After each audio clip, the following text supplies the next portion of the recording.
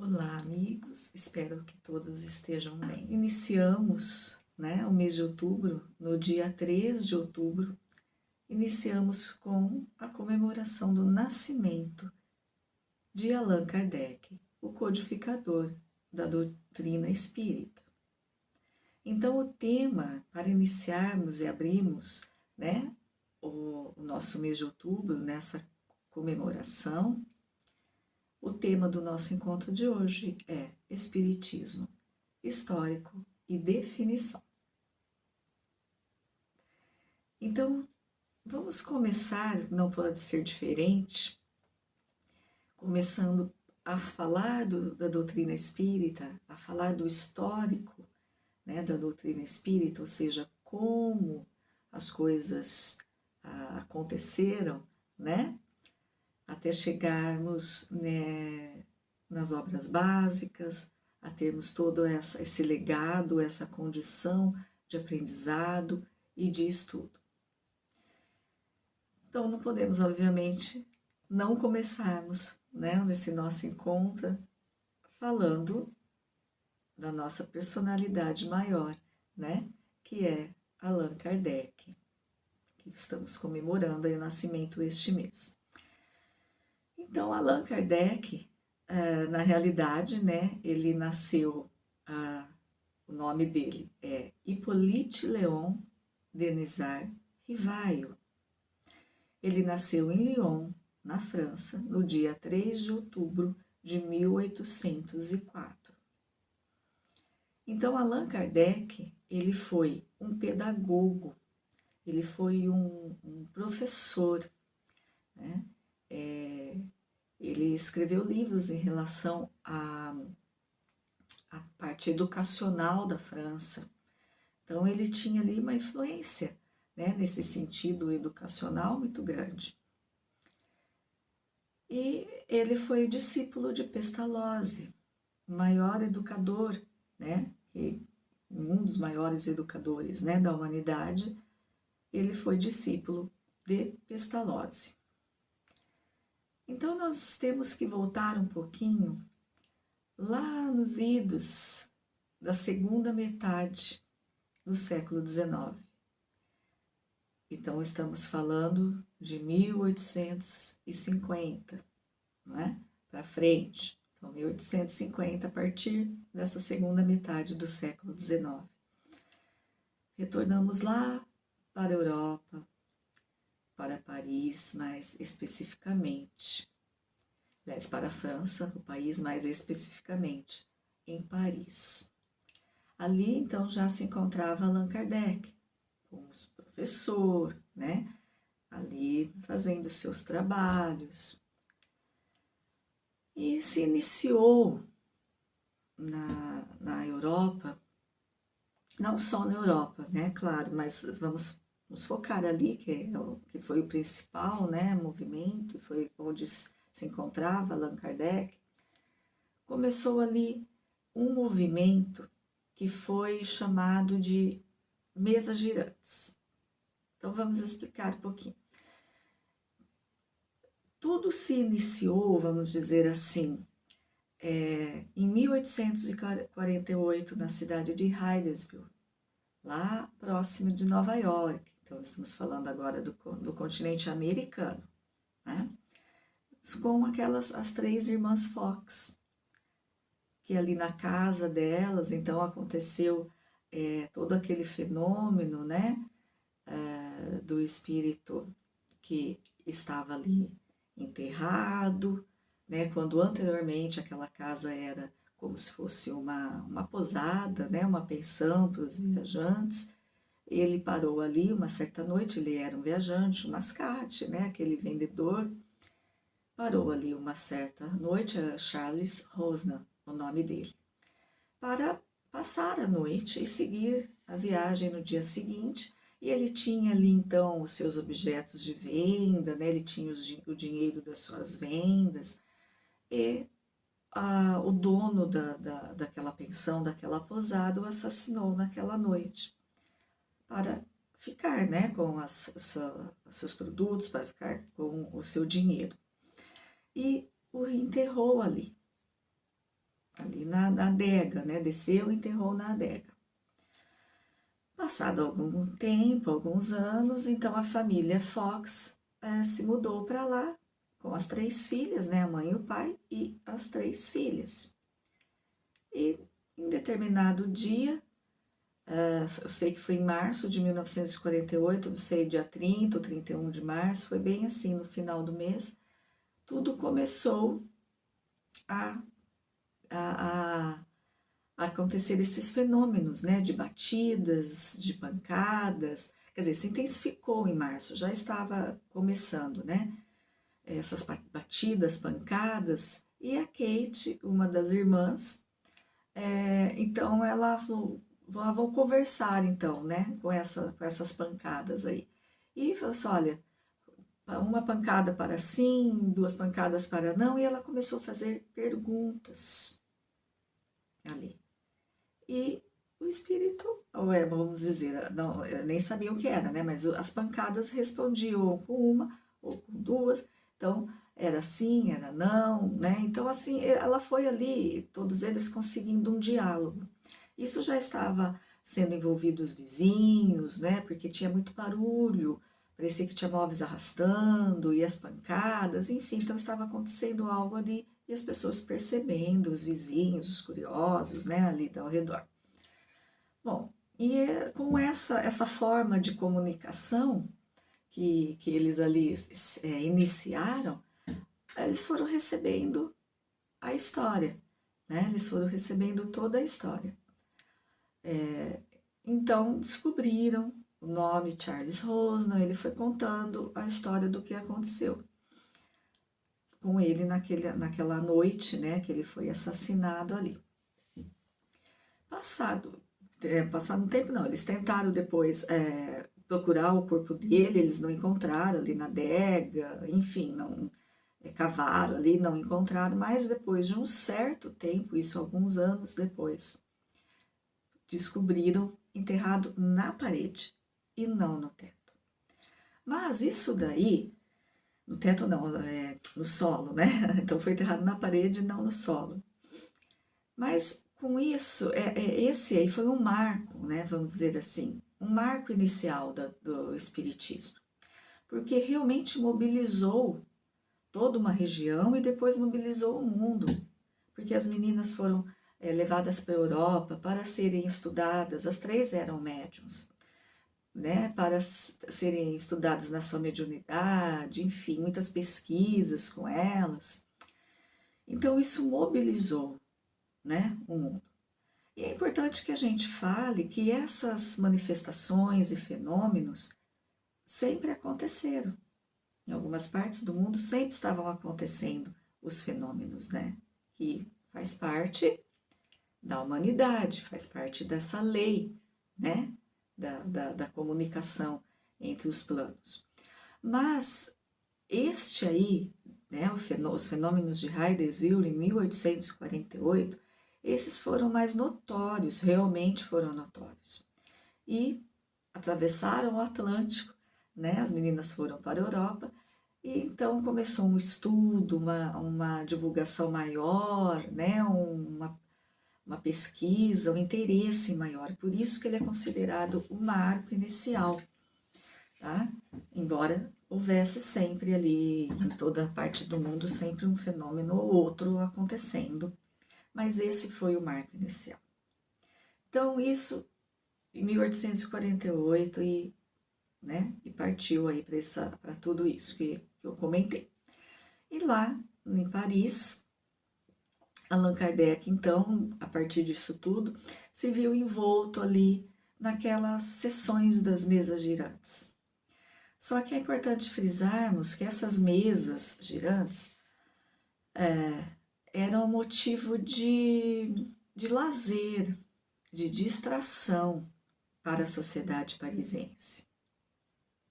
Então as pessoas iam nos salões, iam nos teatros, faziam saraus, né? E faziam essa sessão das mesas girantes como divertimento. Então ali faziam perguntas frívolas, sem importância alguma, curiosidades, né? E recebiam as respostas, né, através das mesas girantes, ou seja, com certeza, obviamente, existiam ali muitos médiuns de efeitos físicos, né? E aí tem todo o estudo de como tudo isso acontecia, né? Mas a gente não vai entrar nisso daí. Mas então as mesas balançavam, giravam, iam de um lugar para o outro, enfim. Mas Allan Kardec, sempre chamado, convidado a participar dessas brincadeiras, né? Desse lazer, tudo, ele de início refutou.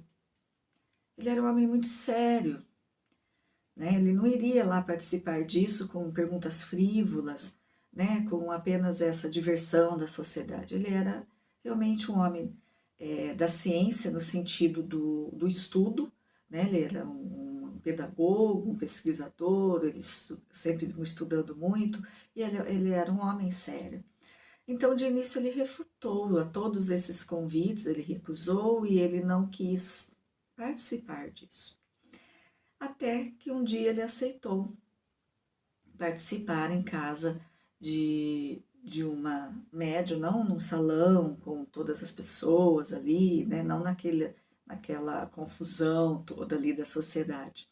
Ele foi convidado por um conhecido a participar desta reunião que esta pessoa participava, dizendo a ele que era uma reunião séria, diferente daquilo que estava acontecendo ali, né, na sociedade parisiense. Então, naquele momento, ele aceitou, né, ver ali com seus próprios olhos o que era tudo aquilo, o que estava acontecendo. E participou.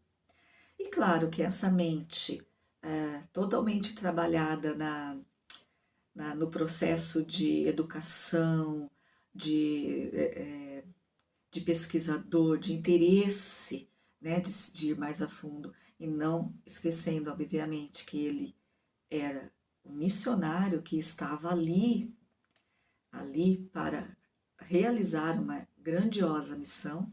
Então ele foi despertado naquele momento, analisando aquilo que ele estava vendo. Então eram perguntas importantes, não eram perguntas frívolas, e as respostas que chegavam eram respostas profundas, né? Dentro daquele tema proposto, daquela pergunta interessante. E ele percebeu também que as respostas que ele estava vendo ali, que ele começou a participar ali para estudar tudo aquilo, né?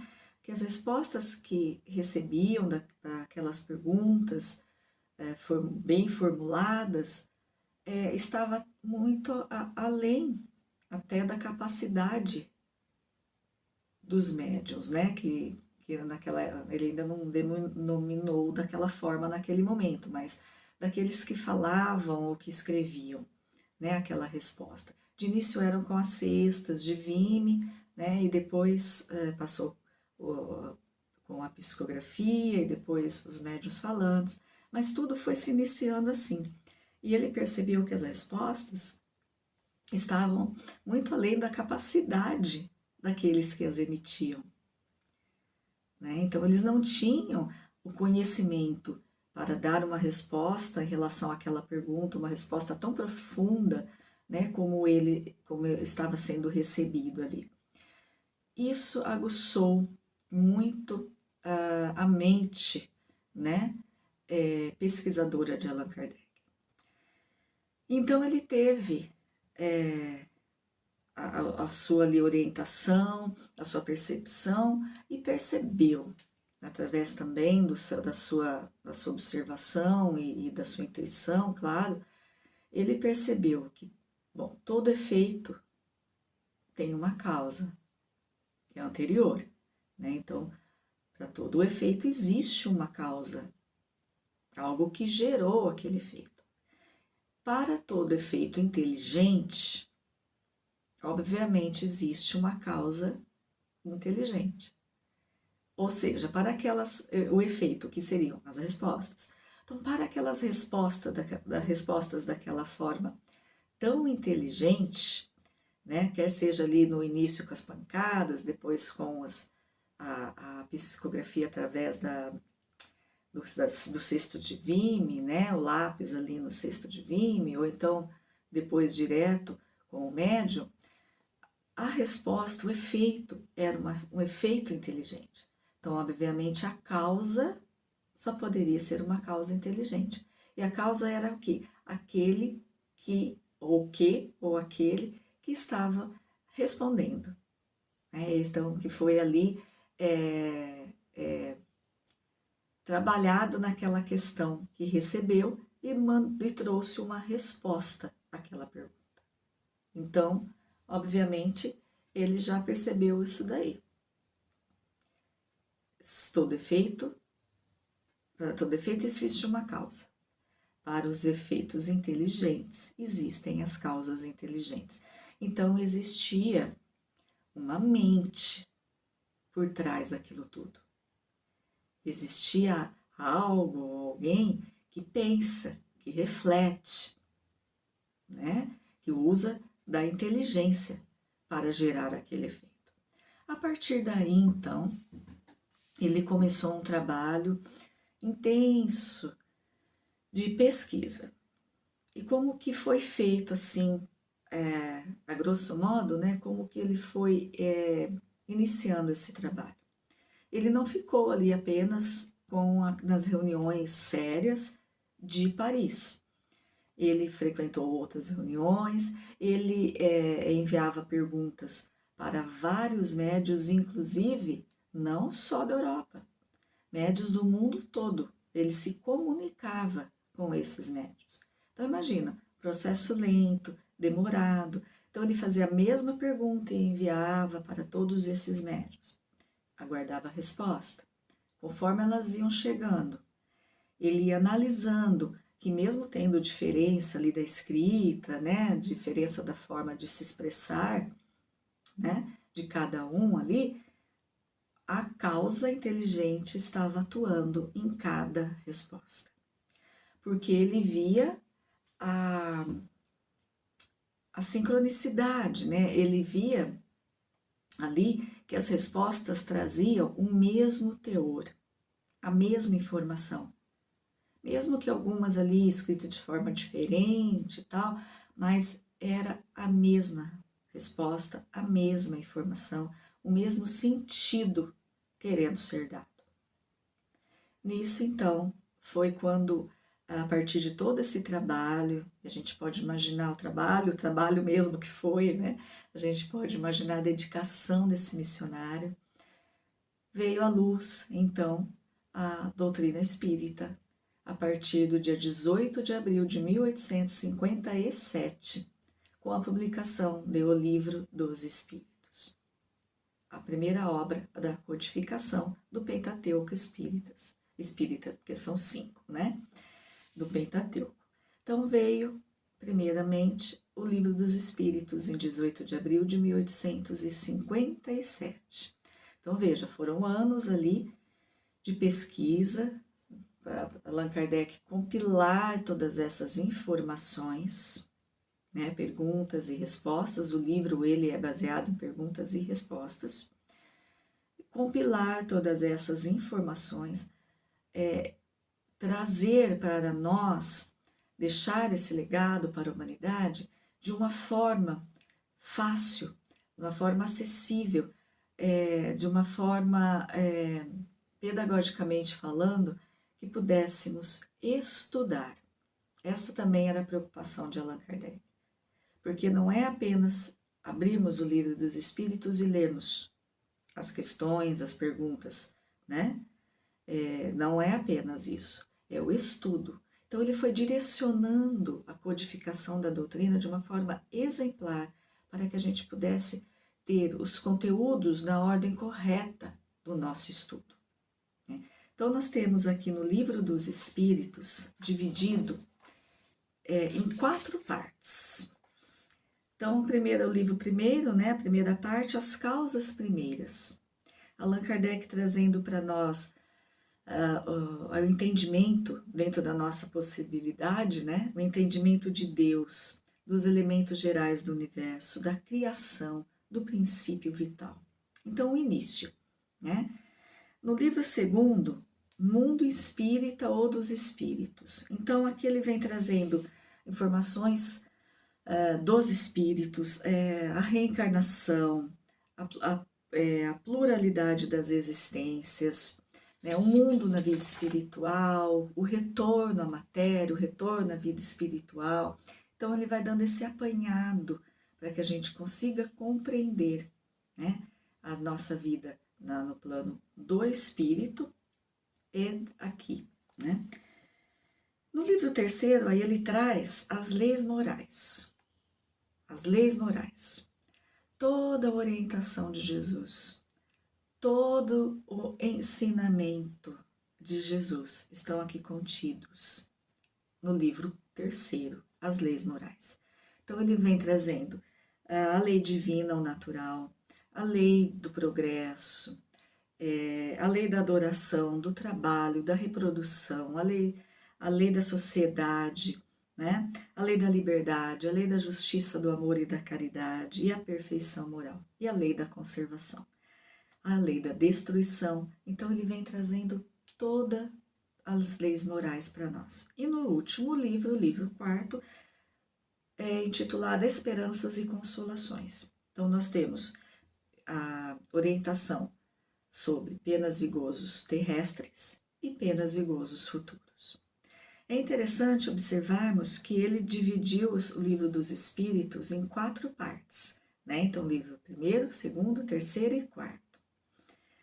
E nós temos aqui todas essas questões, são vamos confirmar, acho que é 1004,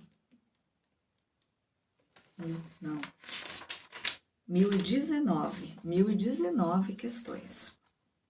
Bom, então ele trouxe esse primeiro livro da codificação, trazendo um apanhado geral, dividindo entre essas partes para que a gente pudesse compreender dentro desse estudo. Agora, nós falamos o Pentateuco Espírita. Então, a partir do livro dos Espíritos, foram publicados mais 4. E esses 4 livros são desmembrados, todos do livro dos Espíritos. Desses 4 livros, né? Que Allan Kardec fez essa subdivisão dentro do livro dos Espíritos. Então, foi um verdadeiro missionário, uma verdadeira mente capaz de compilar todo esse ensinamento.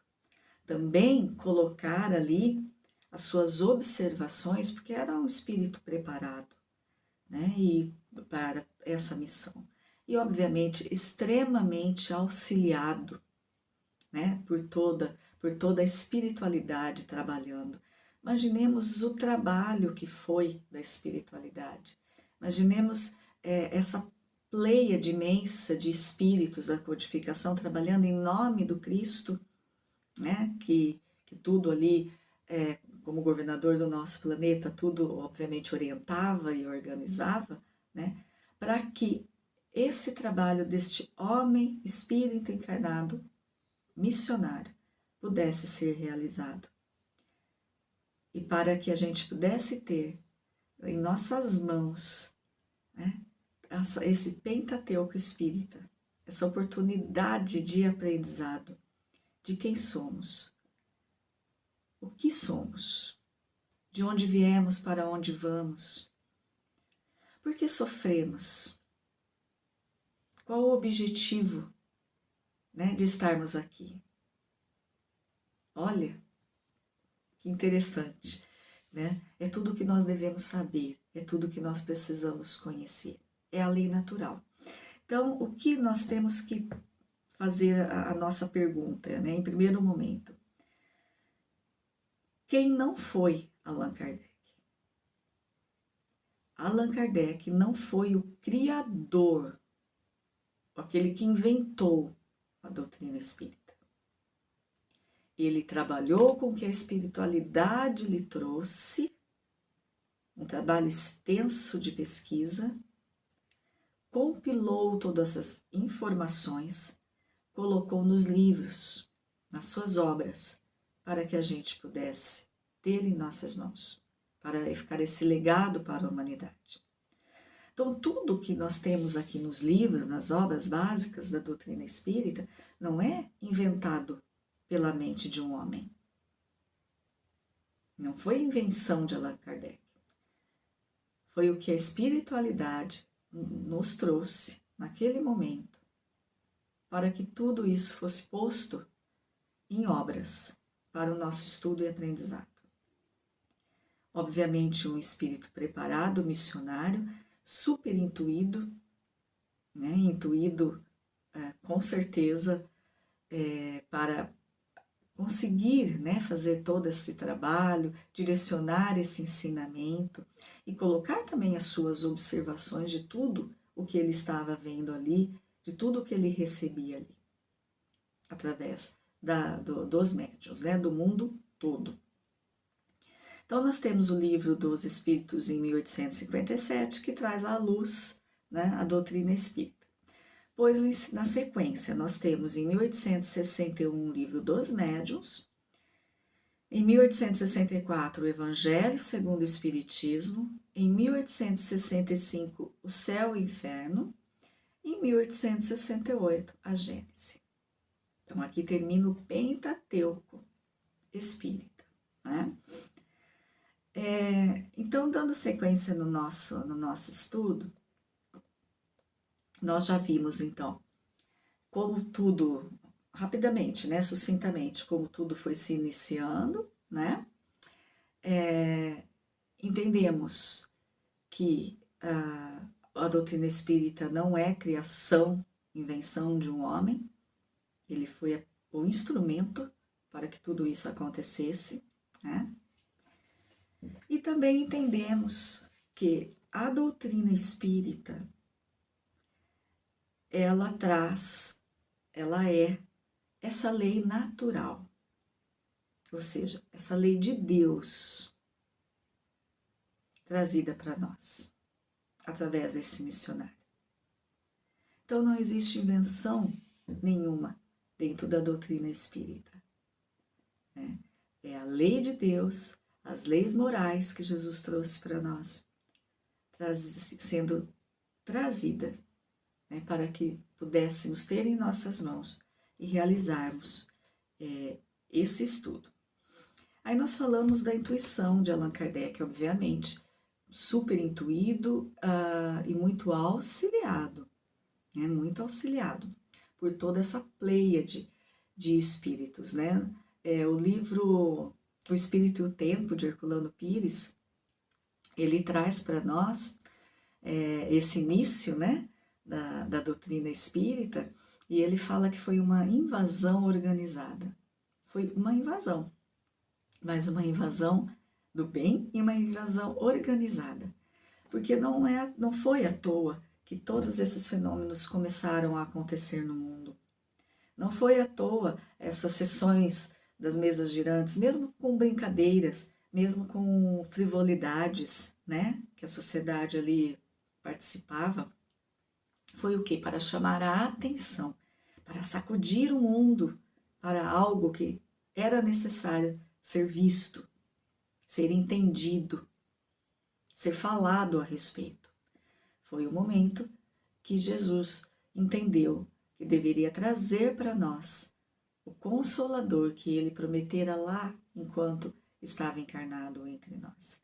Quando a humanidade estivesse mais preparada para receber, né, novas informações e também ser relembrada daquilo que eu falei, eu pedirei ao meu Pai, né, que traga, que envie o Consolador, que vai ficar com vocês, né, disse Jesus, para todo o tempo da humanidade. Então foi trazida à luz, em 1857, 18 de abril, o primeiro início, né, da codificação da doutrina espírita com o Livro dos Espíritos. E aí nós temos em João capítulo 16, quando temos assim: mas quando vier aquele Espírito de verdade, ele vos guiará em toda a verdade, porque não falará de si mesmo, mas dirá tudo o que tiver ouvido e vos anunciará o que há de vir.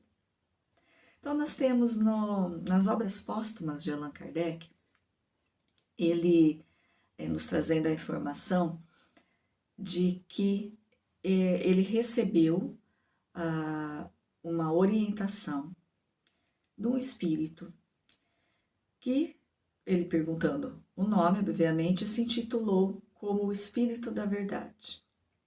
Né? Então, para você, é assim, eu me chamarei Espírito de Verdade. E estarei com você, esse Espírito falou, uma vez por mês, apenas por 1/4 de hora, que seriam 15 minutos, orientando, analisando todo o trabalho desse missionário. Então, uma vez por mês, em apenas 1/4 de hora.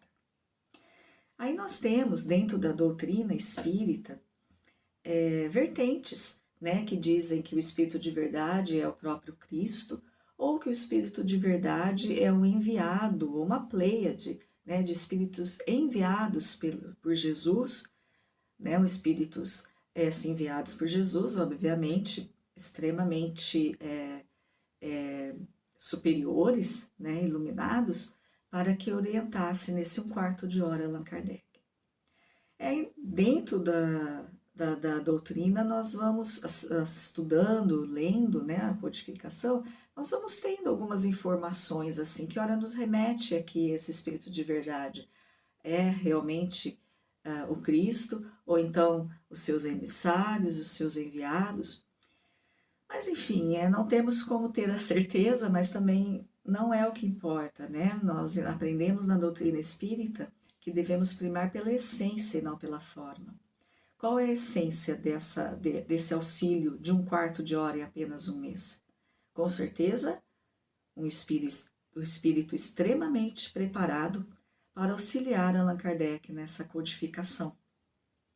Então, se for o próprio Cristo ou se for um de seus emissários, é em nome dele. Então, isso não importa muito para nós, né? O importante é que realmente ele esteve com esse auxílio mais intenso, além dos outros que ele já recebia, né? De todo esse auxílio da espiritualidade, para que ele cumprisse ali dignamente e perfeitamente como foi a sua missão. Nós temos no Livro dos Espíritos, questão 798, Allan Kardec pergunta assim: o Espiritismo se tornará uma crença popular ou ficará partilhado apenas por algumas pessoas? Vamos ver a resposta dos Espíritos. Certamente ele se tornará uma crença popular e marcará uma nova era na história da humanidade, porque está na natureza e é chegado o tempo em que deve tomar lugar entre os conhecimentos humanos. Ou seja, está na natureza. Lembra quando comentamos anteriormente? É a lei natural, a lei de Deus, sendo trazida para nós, sendo posta aqui em forma de obras, né? Para que a gente pudesse compreender. É claro, dentro ainda das nossas limitações. Mas tudo está aqui para que a gente possa compreender. Então, marcará uma nova era na história da humanidade, porque está na natureza e é chegado o tempo. Lembra quando Jesus prometeu que pediria ao Pai que enviasse o Consolador? No tempo em que a humanidade estivesse com condições de compreensão. Foi o que aconteceu lá em 1857, né, na segunda metade aí do século XIX. Todo mundo compreendeu? É óbvio que não, como nem hoje todo mundo compreende, né? Mas muitos, sim, muitos começaram a partir dali a se modificar, a se transformar, a compreender através do estudo da doutrina. Isso é um processo que estamos aí participando, né? Aí, Allan Kardec, depois dessa resposta dos espíritos, que ainda tem mais uma parte, mas nós vamos parar por aqui, ele faz as suas considerações. Então, ele diz assim: as ideias não se transformam senão com o tempo, e jamais subitamente. Então, não é assim, né? De uma noite para o dia, as ideias vão se firmando, é um processo, né? Elas se enfraquecem de geração a geração e acabam por desaparecer pouco a pouco com aqueles que as professam e que são substituídos por outros indivíduos, imbuídos de novos princípios, como ocorre com as ideias políticas.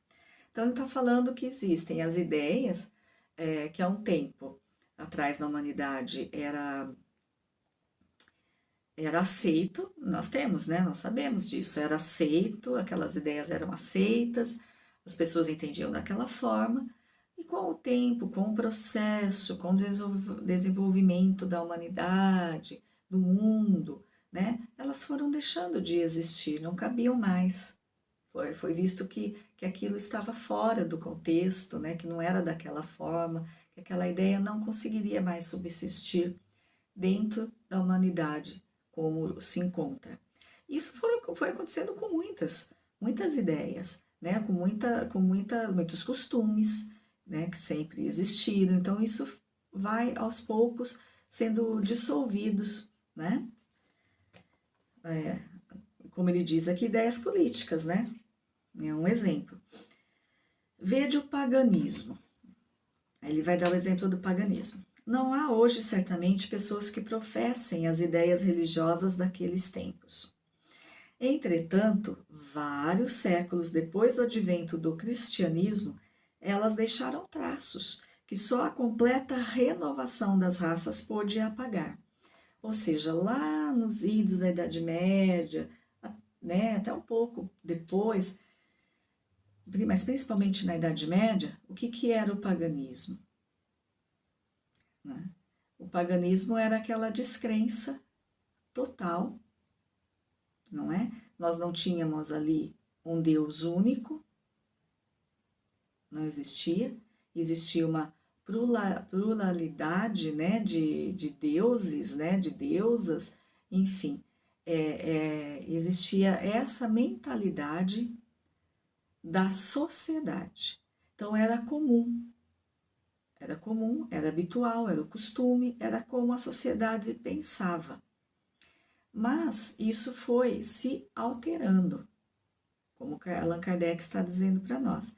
Isso foi se alterando, né? Todos esses pensamentos foram se alterando.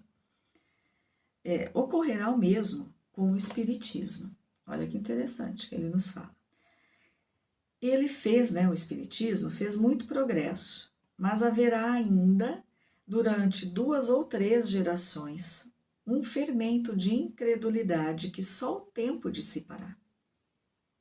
Então, nós temos, obviamente, aqueles que não aceitam a doutrina espírita, né, ainda não conseguem entender a vida, né, desta forma, e tudo bem, mas a gente percebe aos poucos que esses conceitos doutrinários estão sendo mais difundidos.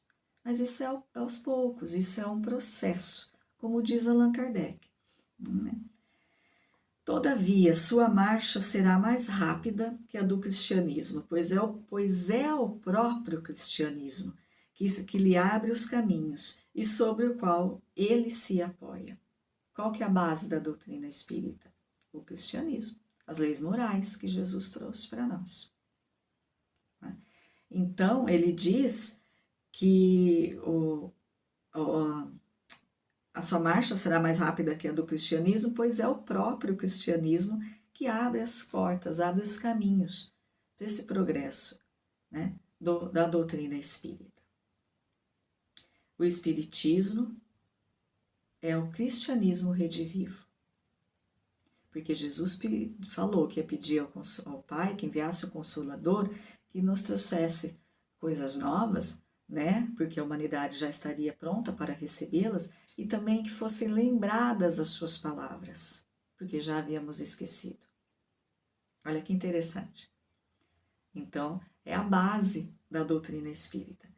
O cristianismo tinha o que destruir, o espiritismo só tem agora a edificar. Então, quando Jesus esteve entre nós, ele veio, ele foi muito claro, ele falou que ele não ia destruir a lei, aquela lei que existia, a lei mosaica. Né? Realmente, ele não falou, eu não vim destruir a lei.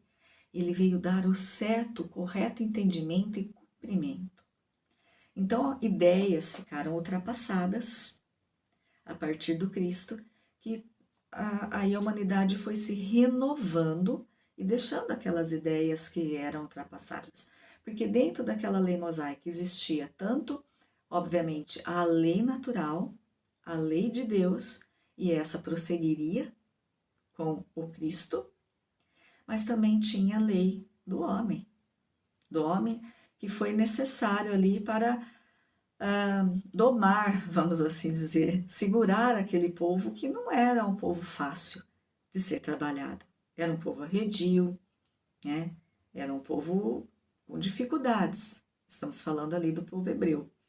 Então, Moisés precisou, além de tudo aquilo que ele recebeu como a lei de Deus, ele precisou colocar leis de punição, leis que não é de Deus, é lei dos homens. Ele se viu naquela necessidade. Então, Jesus veio fazer essa separação. A lei de Deus prossegue, eu não vim derrubar a lei, eu não vim destruir a lei do Pai. Mas a lei que é do homem não cabe mais. Né? Então, foi acontecendo toda essa transformação. E é o que Allan Kardec traz para nós. Então, ele fala que vai se tornar essa crença popular, que não vai ficar adstrita ali, né, numa região, num povo, tal. E é o que nós vemos, o que está acontecendo. Está difundindo, né, a ideia, os pressupostos da doutrina, mas também Kardec nos diz em outro momento da codificação que a doutrina espírita não será a religião do futuro, será o futuro das religiões. E isso tem diferença para nós. Então, a doutrina espírita não será a religião do futuro, então todos serão espíritas. Não. Mas será o futuro das religiões, ou seja, a sua base, os seus pressupostos, os seus princípios nortearão todas as religiões. Isso ainda, né? Nós estamos no processo de observar. Mas é interessante observarmos o porquê que Allan Kardec nos disse isso, que a doutrina espírita será o futuro das religiões. Então, nós temos como entendimento da base da doutrina espírita a ciência, a filosofia, né? A ciência no sentido de que estuda fenômenos psíquicos, fenômenos mediúnicos, e isso vem através da lei da física, né? Isso vem através de leis, então por isso que tem esse cunho científico. Não no sentido da ciência em si, como nós conhecemos, né? Porque a doutrina espírita ela não se baseia em estudos empíricos como a ciência em relação à matéria. Não tem como fazer estudos empíricos em relação à mente, porque esses são os fenômenos mediúnicos, é através da mente. Essa é a diferença, mas é um cunho científico no sentido desse estudo, dessa pesquisa. Cunho de base filosófico, porque nos faz pensar em tudo aquilo, o que somos, de onde viemos, para onde vamos, porque sofremos, né? Porque uns são mais felizes que outros, porque uns sofrem mais que outros. Então, todos esses questionamentos a doutrina espírita nos faz ter e nos traz as respostas, né, do nosso futuro, do nosso passado, do nosso entendimento. Mas também existe uma vertente que diz que uma das bases da doutrina espírita é a religião. Outra vertente, dentro dos estudiosos da doutrina espírita, que não, que a doutrina espírita não se caracteriza como religião. Mas nós temos que seguir Allan Kardec. Ele foi o missionário, ele codificou a doutrina. Então vamos ver o que ele faz aqui, o que ele traz para nós na revista espírita que ele iniciou lá, né, enquanto estava fazendo todo esse seu trabalho, essa sua missão, na revista espírita do mês de dezembro de 1868. Então, em um trecho aqui, Allan Kardec nos diz assim: o laço estabelecido por uma religião, seja qual for o seu objetivo, é, pois, um laço essencialmente moral, que liga os corações, que identifica os pensamentos, as aspirações, e não apenas o fato de compromissos materiais que podemos romper à vontade, né, a qualquer momento, ou da realização de fórmulas que falam mais aos olhos do que ao espírito. O efeito desse laço moral é o de estabelecer entre as pessoas que ele une, como consequência de comunhão de vistas e de sentimentos, a fraternidade e a solidariedade, a indulgência, a benevolência mútuas, né? Ou seja, de um para o outro. É nesse sentido que também se diz a religião da amizade, a religião da família. Se assim é, perguntarão, então o Espiritismo é uma religião? Ora, sim, sem dúvida. Sem dúvida, senhores, diz Allan Kardec. No sentido filosófico, o Espiritismo é uma religião. E nós nos glorificamos por isso, porque é a doutrina que funda os laços da fraternidade e da comunhão de pensamentos, não sobre uma simples convenção, mas sobre as mais sólidas bases, que são as leis próprias da natureza. A lei divina, a lei natural. Então, a gente vai ler mais um pouquinho, mas aqui então Kardec diz que sim, nesse sentido de filosófico, ela é uma religião. A doutrina espírita é uma religião, porque une, né, os pensamentos, as aspirações, une os corações através de uma base sólida que é a lei natural. Por que então, continua Allan Kardec, temos declarado, ele, próprio Allan Kardec, que o Espiritismo não é uma religião? Porque não há uma palavra só para exprimir duas ideias diferentes. Kardec sempre foi muito preocupado com a nomenclatura. Nós vemos até no início, quando ele fala sobre alma e espírito. É a mesma coisa, né? Alma e espírito é a mesma coisa, mas ele deixou ali como uma diferença apenas para o sentido de nosso estudo, do nosso aproveitamento melhor dentro do estudo. Então, ele declara alma como sendo o espírito encarnado, e o espírito, né, já no plano espiritual, desencarnado, fora da matéria. O mesmo ele fala com o termo médium. Então, isso é lei, ele diz que da lei natural, todos nós somos médiuns. Todos nós temos capacidade desse intercâmbio, no sentido de recebermos influências espirituais e também de influenciarmos. Né? Mas ele deixou, então, como certo dentro da doutrina que chamaria de médium apenas aqueles ostensivos, ou seja, aqueles que trabalham com a mediunidade dentro de uma reunião mediúnica, né? Então, através da visão, da psicofonia, da psicografia e tantos outros tipos de mediunidade, mas que na realidade todos somos. Então, ele sempre se preocupou muito com a nomenclatura, porque como um professor, um pedagogo, um educador, né, para que a gente pudesse realmente compreender as ideias. E aqui não é diferente, quando ele fala que não existe palavra para exprimir duas ideias diferentes, então religião é religião. E porque, na opinião geral, a palavra religião é inseparável da ideia de culto. Olha que interessante, né? Porque ela desperta exclusivamente uma ideia de forma, que o Espiritismo não tem. Se o Espiritismo se dissesse religião, o público não veria aí senão uma nova edição, uma variante, se quiserem, dos princípios absolutos em matéria de fé. Uma casta sacerdotal com seu cortejo de hierarquias, de cerimônias, de privilégios. Ele não o separaria das ideias de misticismo e dos abusos contra os quais tantas vezes a opinião pública se levantou.